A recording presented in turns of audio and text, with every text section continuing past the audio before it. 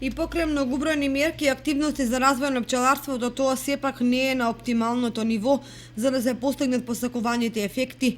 Пчеларите велат дека иако како држава имаме извонредни услови за зголемување на бројот на пчелни семејства, сепак во основа дезорганизираноста и несоодветната политика ги ограничуваат развојните сегменти, поради што се е сведено на тоа кој како ќе се снајде.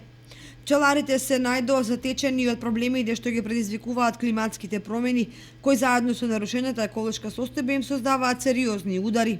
По подпросечните приноси на мед во текот на минатата година, пчеларите пчелните семејства ги зазимија на невообичаен начин.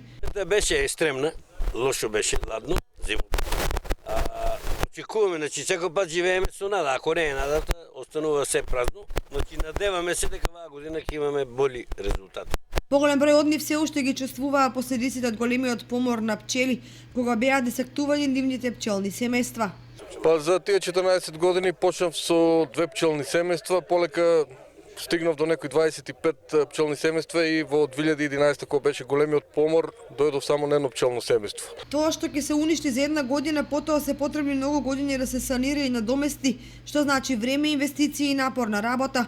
Тенденцијата на намалени приноси кај медот се должи на климатските промени кои негативно се одразуваат на растителниот свет.